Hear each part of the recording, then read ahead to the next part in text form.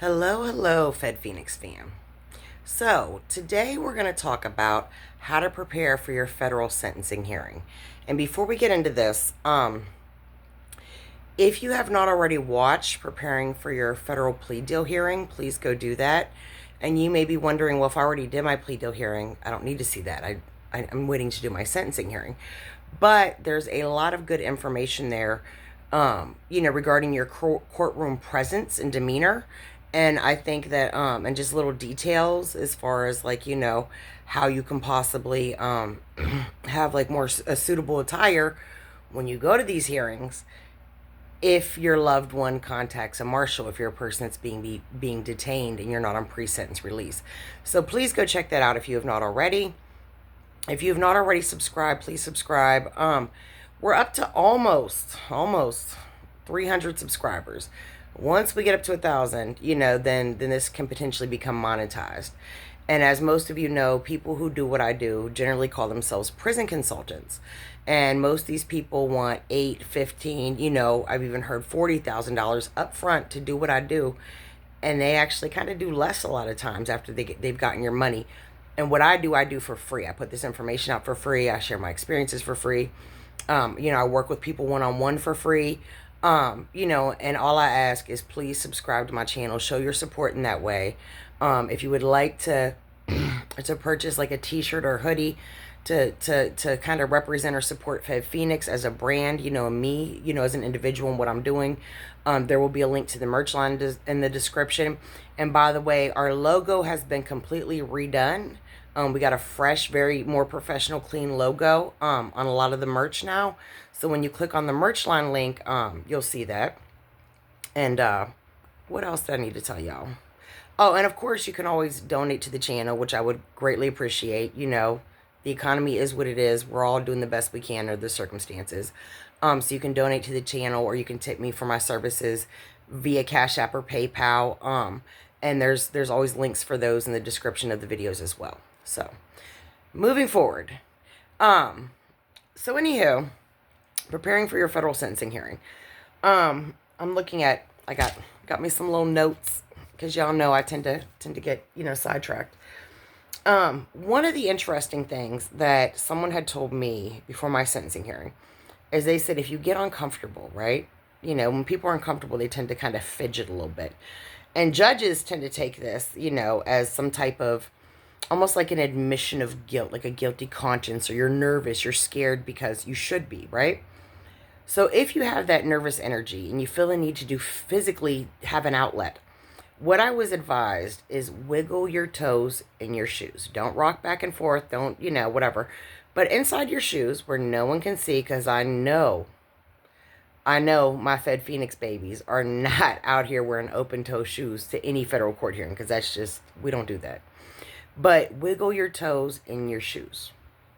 This gives you a physical outlet for any kind of anxiety or nervousness you may have, without any visual cue being sent to the judge or anyone, but especially the judge, that could be interpreted negatively. Another thing, this is particularly for the ladies, when you go to court, a lot of women, most judges tend to be men. And a lot of women have learned consciously or subconsciously in life that if they show a little cleavage, or if they, cake on the makeup or do whatever, they tend to get a better, more positive, more kind of what they want response from men. This is very opposite in court. You would probably insult your judge or annoy him if you showed up in attire or presenting mannerisms that are, are obviously or likely designed to create sex appeal for yourself in the eyes of the judge. So leave the sexy at home. This is not a sexy time. Additionally, definitely, just like I said with the plea hearings, any friends, family, whatever, that are willing to show up to support you and be present in the courtroom, again, you want that, and we got into that more in the preparing for your plea hearing video. So 2 points that we really need to hit here. Well, a few points. The first one is restorative justice, right? And I mentioned this in the previous video about preparing for your plea hearing a little bit. But restorative justice is when you have done a wrong and your wrong has caused harm, you taking action to try to make amends for that harm or remedy that wrong. And you want to do this voluntarily. You don't want to wait till a judge orders you to community service to do this kind of stuff. You want to do it on your own, and you want to make sure that if you did any prior to your PSI, that's mentioned in your PSI. If you did any between your, your PSI and your sentencing hearing, because this won't even really be relevant to bring up at your plea hearing. You want to make sure that is definitely, if it was after they did your PSI, then you want to make sure that the judge or your lawyer definitely mentions to the judge, when he's trying to speak up the merits of you getting a later sentencing, the restorative justice measures you've taken. And you may ask yourself, well, restorative justice, so what are you saying? I gotta go, go to a soup kitchen, I'll get less time in prison? Yes and no. Like in my case, my charge was a victimless, non-violent, low-level drug offense, right? So even though I didn't actually sell drugs and I wasn't using drugs, because the harm that could be argued that I contributed to my community was drug-related, I could do restorative justice of a drug-related nature. For example, volunteering at homeless shelters and soup kitchens, as a lot of people in addiction find themselves in those places. Perhaps, sponsoring, and it can't just be money. It has to actually be action, because judges will also be insulted if your restorative justice is simply financial and not actual action. But, sponsoring and or setting up for some local NA or AA meeting, that type of thing.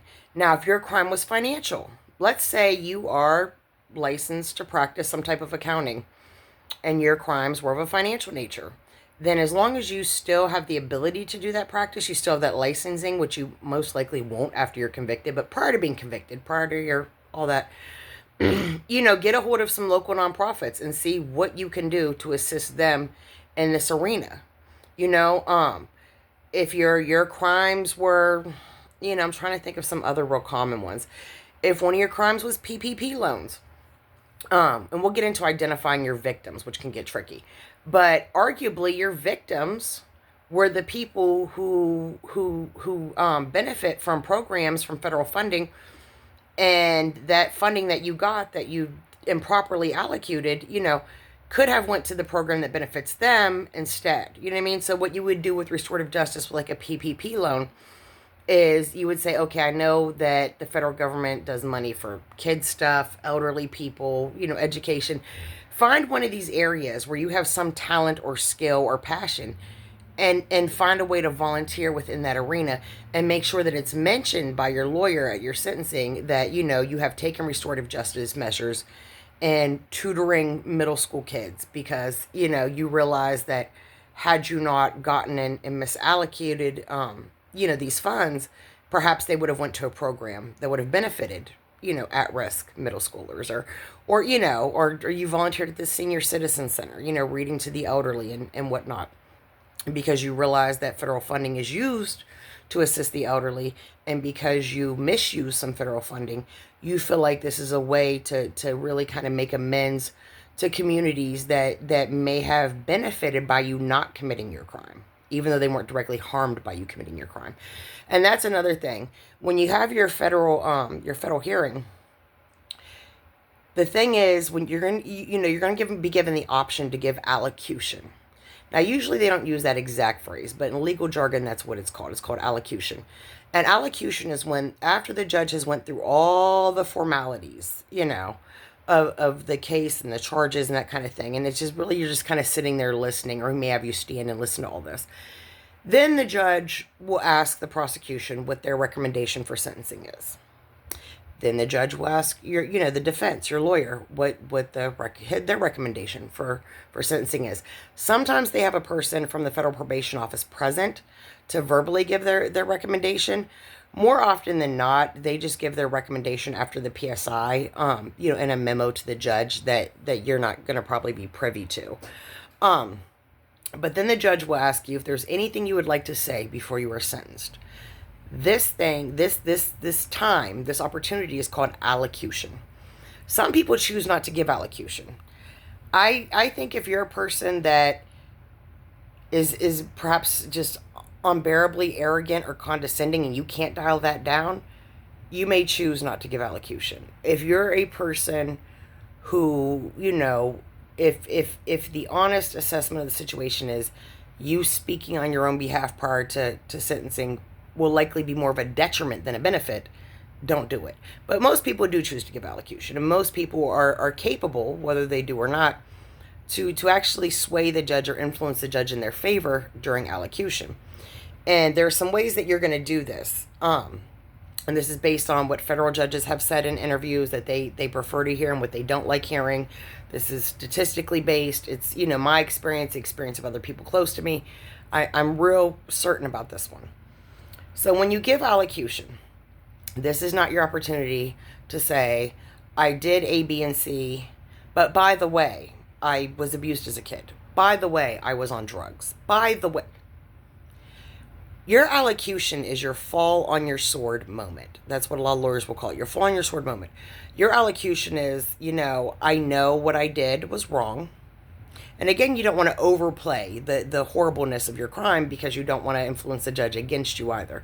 But, you acknowledge, I know what I did was wrong legally and, and immorally. If immorally, you add that into immorally.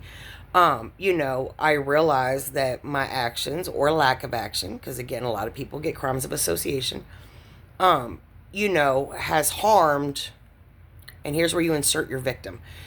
And a lot of people will say, well, if my crime is classified as victimless, if there's no victim info on my PSI, I don't have a victim to identify. Identifying your victim and apologizing to the courts and your victim or victims is a huge part of what will get a judge to consider giving you some leniency. So you need to identify your victims. And even if your crime is classified as victimless, identify your victims, apologize to that person or those people or that group or whatever.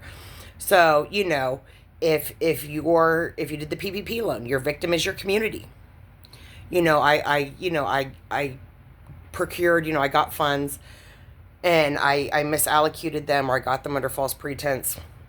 And I realized that, had I not done that, perhaps that money could have in some other way went to my community, or perhaps someone else who would have done better with it, within my community may have gotten that money and been able to create something productive, for our community.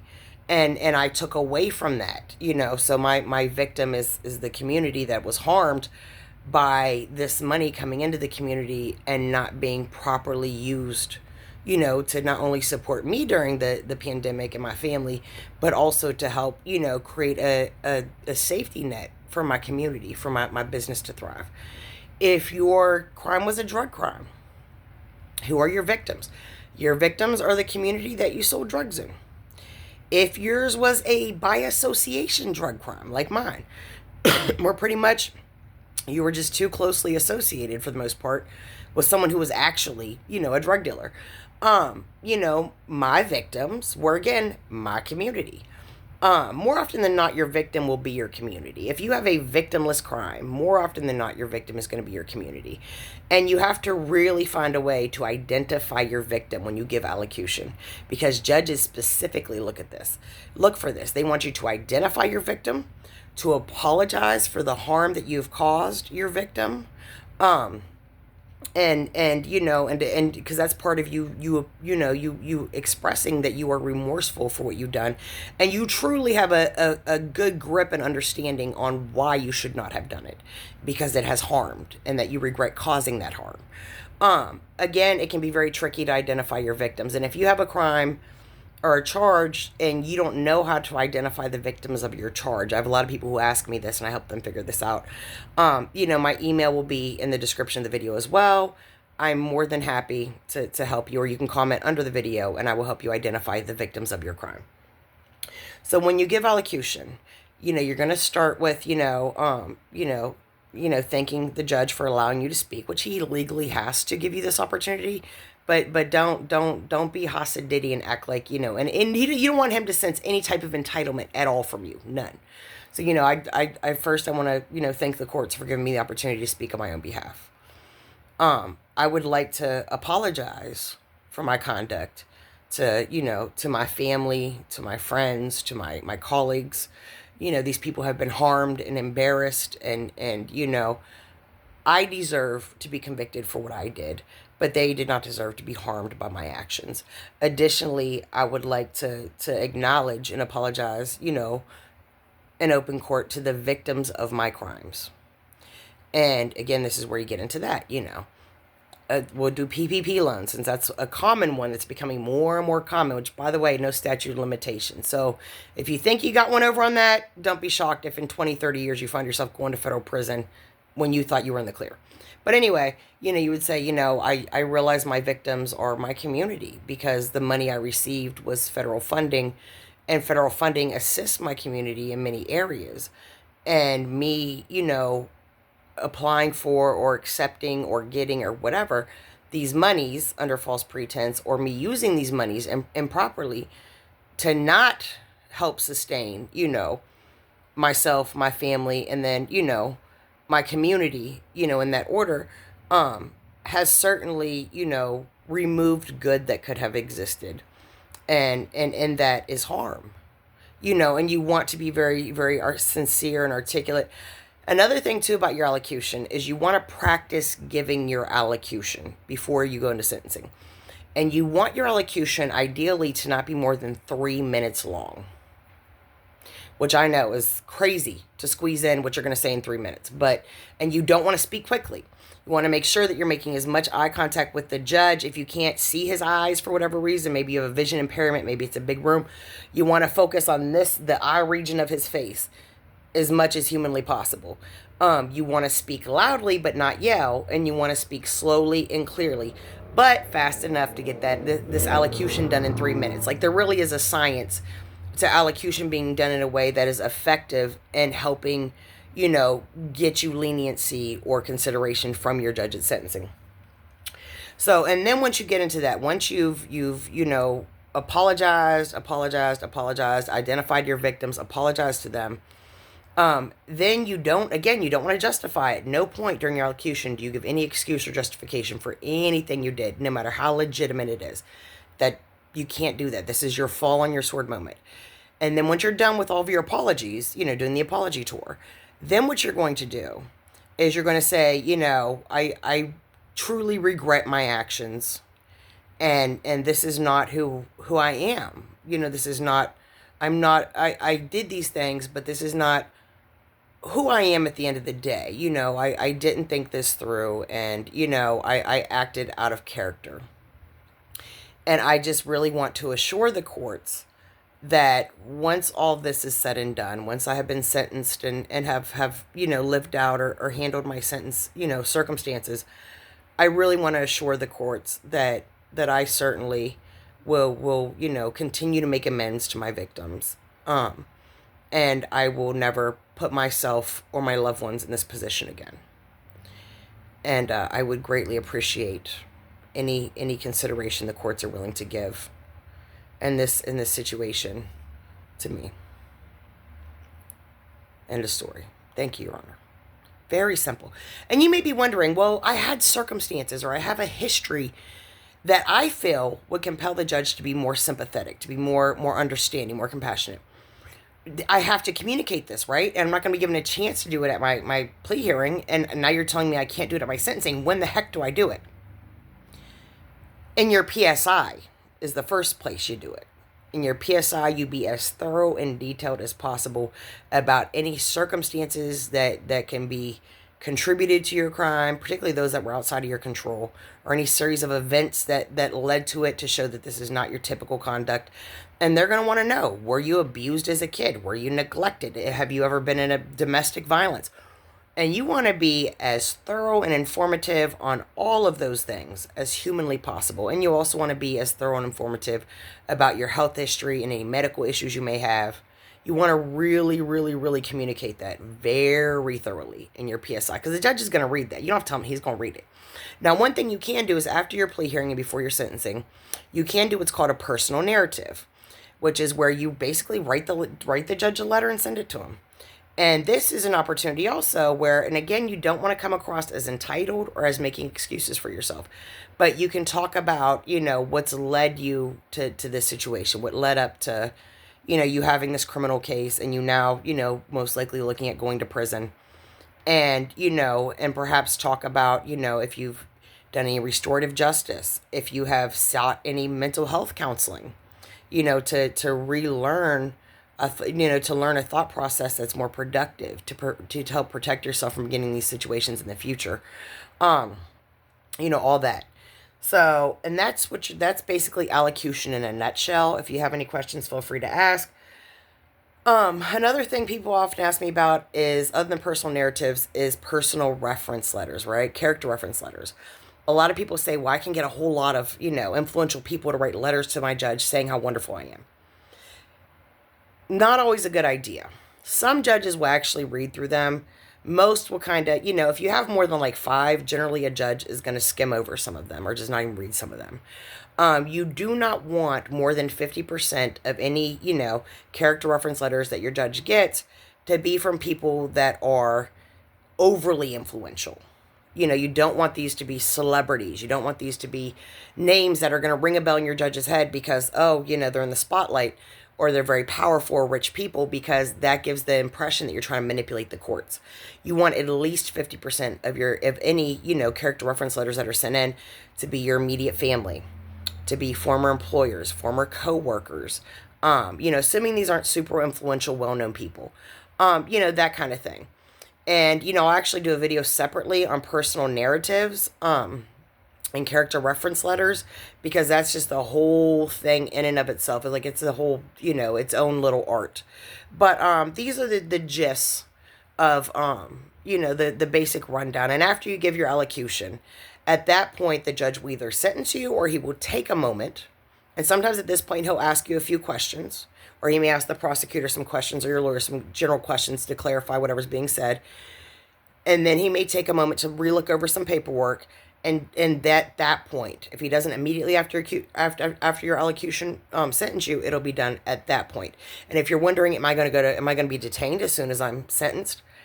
If you are on pre-sentence release and you get 10 years or more, it is likely, if you're not detained, you'll be put on an ankle monitor until you self-surrender. If you are already detained during this process up to sentencing, you're going to continue to be detained. If you're a person who was on pre-sentence release and you get less than 10 years, most likely you will not be detained. You may be put on an ankle monitor. I wasn't. A lot of people aren't. It just really varies on your judge and a lot of your individual circumstances. So I can't tell you that 100%. But I can say, if you get less than 10 years and if you weren't already being detained, it's not terribly likely that you will become detained after your sentencing hearing. So, and if you have anything that you need to get settled before you go to prison, maybe you have children you take care of or businesses you run, you want to make sure your lawyer, not you, but your lawyer, because your lawyer is the one who's going to speak on your merits, not you. You want to make sure your lawyer also mentions before you're sentenced, when he gives his little, sentencing memorandum, that when he, in a sentencing memorandum and when he speaks at your sentencing, you want him to make sure the judge is aware, hey, this person has some business to get in order, some personal issues, or some health things that have to be put in order. Can we arrange that the surrender or the commitment date for prison, be at whatever, 2 months from now, a month from now. You really don't want to ask for more than 90 days. And if you're going to have to pay any type of financial restitution, also have your lawyer, not you, but your lawyer, ask the judge at your sentencing that, restitution be deferred until after your prison sentence, to not create an undue hardship to your family and loved ones as you, attempt to survive financially in prison. That's a big thing a lot of people miss. And if your judge agrees to that, it'll be your J&C, and it can save you a lot of headache in prison and on probation. So that's the general rundown. I'm going to try to cut this off, but I will do videos specifically about allocution, or not allocution, but about, personal narratives and character reference letters. But that's the overall of what to expect at your sentencing hearing. Again, refer to the plea hearing video, for more information that's also applicable to this topic as well. So with that, if you would like to donate to the channel or tip me for sharing this information and helping folks get through this, my Cash App and PayPal will be in the description. If you have not subscribed, please do. There'll be a link to the merch line in the description if you'd like to get you a FedPhoenix hoodie or t-shirt and really support, me as an individual and and me growing this brand, for lack of a better term, FedPhoenix, and really spreading awareness of the federal prison system and the federal justice and justice system, and the fact that people are people, and these people that are going through these things are worthy of support, and they certainly are worthy to go on this journey, being informed, as are their loved ones, because often the people that reach out to me for advisement and support are the loved ones of those who are detained, facing federal prison. So, you know, yeah. So if you'll subscribe, I would appreciate that as well. So, anywho, good day, God bless, and I'll talk to you later.